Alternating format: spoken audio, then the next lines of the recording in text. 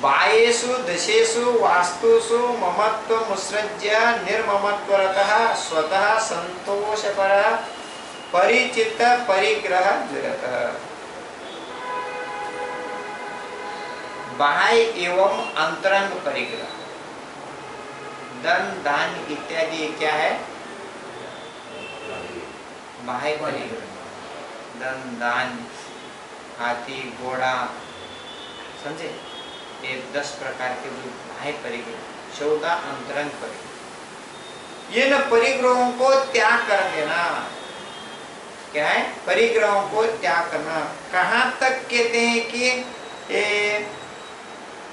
आप एक जोड़ी कपड़े को रख करके धन को ढकने के लिए मात्र एक जोड़ी वस्त्र को रख करके सब कुछ क्या कर देते हैं? त्याग कर देते हैं।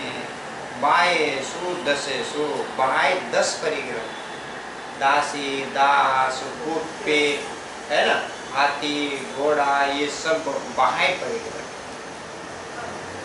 बाह्य जो वस्तुएं हैं ये बाह्य परिग्रह, बाह्य परिग्रहों को आप मुत्सृज्य उत्कृष्ट रूप से त्याग कर देते हैं। त्याग ही नहीं करते, उनके प्रति जो ममत्व बुद्धि है उस बुद्धि को आप त्याग कर देते हैं।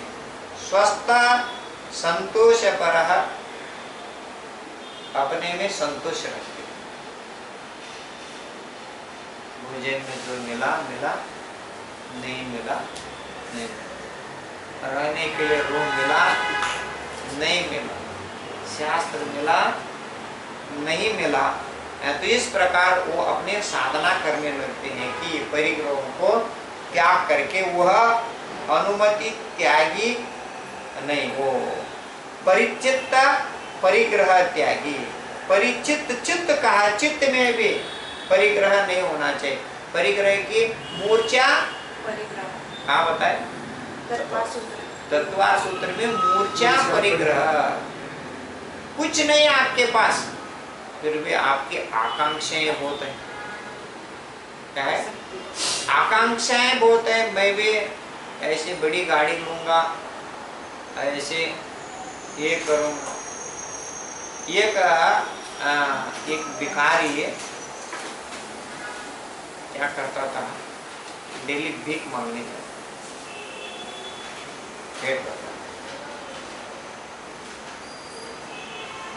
तो भीख मांगते मांगते वो एक घर के सामने पहुंचा तो एक महिला के दिल में, मन में दया आई। चलो बेचारे डेली भीख मांगता है, इसको थोड़ी सी चांच दिया जाए। क्या मज्जिगी कन्नड़ में तुम्हारे क्या कहते हैं? क्या कहते थे?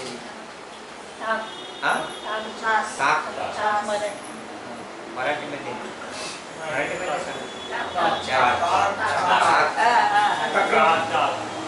ताक भी है, ताके को तक्रा, हम तो संस्कृत में बोलते तक्रा शक्रोपी दुर्लभ। मैंने है तो ताक है, इसको पाने के लिए स्वर्ग के इंद्र भी तरसते हैं, ऐसा ब्राह्मण ने युक्ति को बना। तो ऐसे उन्होंने थोड़े से चाय से तक जो भी वो देने लगे, तो वो ले जाकर के पीता था। उनके मुंह पे थोड़े से वो लग जाता था, उसके अंदर जो मलाई हो या वो मक्खन जैसा हो, या तो थोड़े थोड़े इकट्ठा करके, तो कितना इकट्ठा किया, 10, 15, 20 दिन के अंदर झोपड़ी में रहता था, सिंपल रहता था। तो है ही नहीं तो सिंपल रहता, तो होता तो 2 फ्लैट वो भी पनवेल में खरीद लेता था। यहाँ रहने तो पड़ता नहीं। एक ने अपने पिताजी को कह दिया, तो जाओ पुणे में फ्लैट बने ना, वहां जाकर के रहो। तो बोले मैं वहां जाकर के क्या करूं, मैं भी नहीं चल सकता, मेरी पत्नी भी नहीं चल सकती। अरे तुम्हारे पास आऊंगा तब तो आप भोजन गिजन बना करके खिलाओगे, सेवा करोगे। तो यहाँ पर भी पड़ा हूँ, वहां पर जाकर के क्या करूं? अरे नहीं है, फिर भी मन में लालसाएं होती हैं, तो वो थोड़े थोड़े से वो मक्खन एकत्रित करके वो रख लिया, और उनके सपने लंबे लंबे सपने। शाम को सो गया, वहां रखा था, एक दीपक जल रहा था, तो लंबा सो गया और सो करके विचार करने लगा, मैं ऐसा करूँगा, बड़े प्लाट ले लूँगा, 2 करोड़ का बेचूंगा, 5 करोड़ का लूँगा, और इसके बहुत बड़ा बिजनेस करूँगा, और ऐसा होगा तो फिर एक सुंदर लड़की देख करके मैं शादी करूँगा। चल रहा है ऐसा, करूँगा, तो उसको मैं कह दूँगा मेरे पैर दबा लो, तो यदि मेरे पैर नहीं दबा, ऐसा लात मारूंगा कैसे स्वप्न में जैसा मारा ना, वो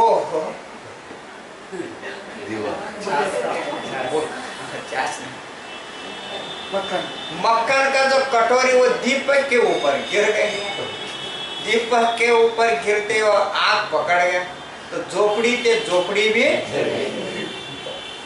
चल गए। आशाएं कितने देखे।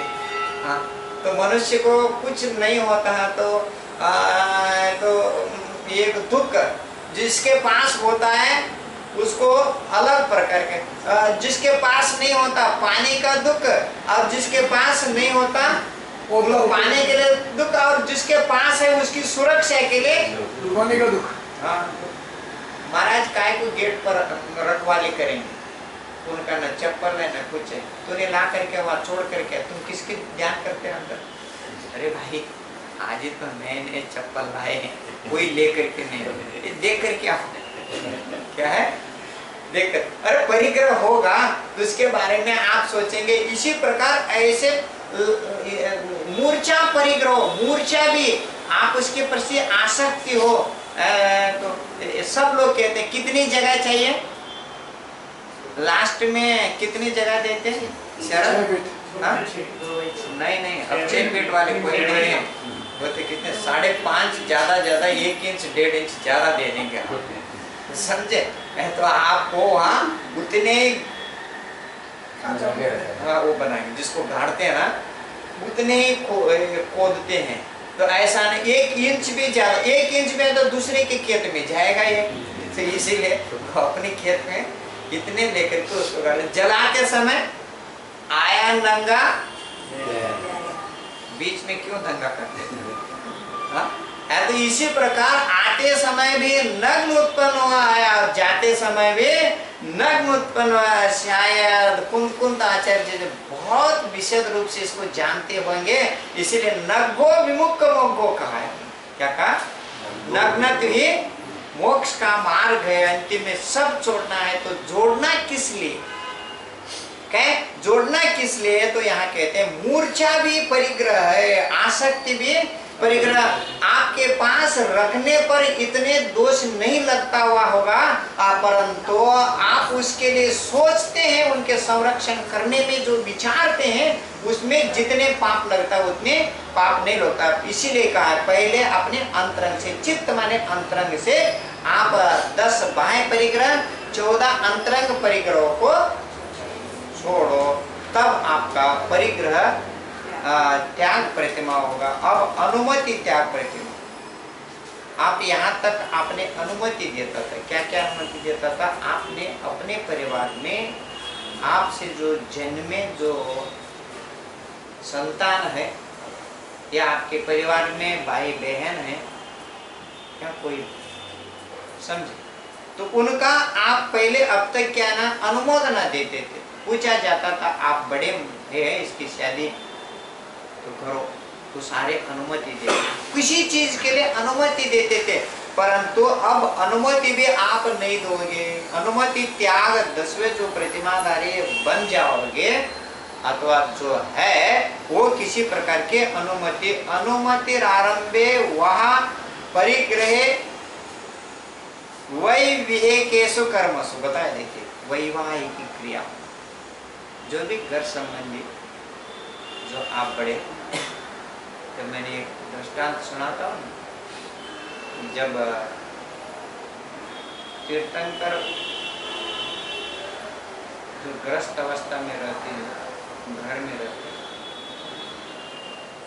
तब उनके मन में वैराग्य भाव उत्पन्न होता है, तो लोकांत के अंत में रहने वाले आजीवन बाल ब्रह्मचारी लोकांतिक देव अनुमोदना करने के लिए इस पृथ्वी पर पहुंचते। बहुत अच्छा विचार किया आपने, सारे कुछ त्यागा, सारे कुछ छोड़ने की भावना है, राज्य परिवार, राजकुमार परिवार, महल मकान सारे छोड़ने का जो फैसला किया आपने, विचार किए, और उसी के पश्चात जैनेश्वरी दीक्षा लेने के लिए आपने जो भाव किए हैं तो सबसे श्रेष्ठ हैं। इसके अलावा कोई भी मार्ग नहीं है, ये दीक्षा लेकर के आत्म कल्याण करने का एक ही मार्ग है। तो आपने तो समय मनुष्य भी पहुंचते हैं और आकाश में गमन करने वाले विद्याधर भी पहुंचते हैं। विवाह होता है, पालकी कौन उठाए? तो तब उनके पिताजी नाभिराय, कौन? नाभिराय के पास ये सारे पहुंचते हैं। तो नाभिराय के पास जाकर के वो पूछते हैं, देखिए जाकर के पूछते हैं पालकी कौन उठाए? तो उन्होंने बताया, कुछ प्रश्न पूछे। तो बोलिए आप, ये तीर्थंकर बालक का जन्म किस पर्याय में होता है? मनुष्य पर्याय, मनुष्य पर्याय से होता है। और ये बताइए, सब कुछ त्याग करके सकल संयम को धारण कौन कर सकता है? मनुष्य कर सकता है। तीर्थंकर को जो बालक का वस्त्र आदि कहां से लाए थे आप? हाँ, विकेजन आपको नहीं पूछ रहा हूं मैं, आपने दुकान से लाया होगा उस समय। क्या है? तो पंडित जी और हमारे सहोदर मित्र वगैरह सारे नाटक तो किए होंगे, ऊपर से आते हुए, तो ऐसा स्वर्ग से आते हैं। कहाँ से आते हैं? ये सब कुछ स्वर्ग से आते हैं। दीक्षा लेते ही ये सब क्या हो जाता है? क्लोज हो जाता है। तो आहार के लिए कहाँ जाना पड़ता है? श्राव। मनुष्य चौका लगाए तो वही आहार के लिए अपने विधि जहाँ मिलता है वहाँ मनुष्य पर्याय में ही। ये मुनि बनने के बाद में देवों के हाथ से आहार नहीं लिया जाता है, प्रियंचों के हाथ से आहार नहीं लिया जाता है, नारकियों के आहार कौन से पर्याय? विद्याधरों से भी आहार नहीं लिया जाता है। कितने भी सानंद कुमार महेंद्र आदि जो 16 स्वर्ग हैं, 5 अनुत्तर है, अनुदिश है, सर्वार्थ सिद्धि है, अरत्नी प्रमाण के शरीरधारी होते हैं, वे लोग कहीं गमन नहीं करते, एक जगह में बैठ करके तत्व चिंतन क्या करते हैं? एक बहुत है सर्वार्थ सिद्धि। तत्वार्थ सूत्र में डिटेल बताऊं। तो इस प्रकार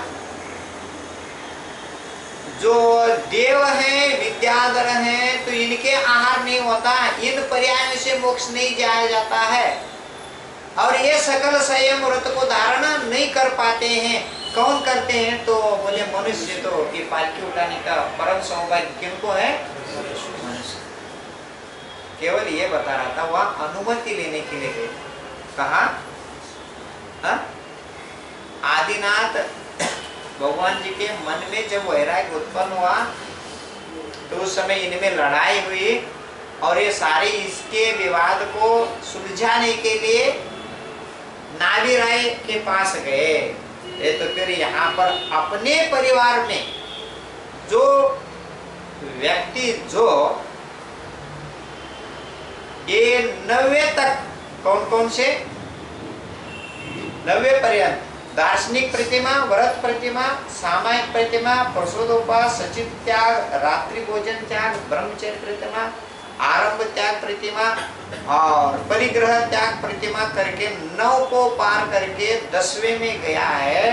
वह अनुमति त्यागी, अनुमति भी नहीं दे सकते, परंतु उनके परिवार में इस प्रकार के वैवाहिक इत्यादि होते हैं तो वहाँ वो अनुमति दे देते हैं, परंतु अब सब कुछ भी नहीं। उसके बाद उत्कृष्ट श्राव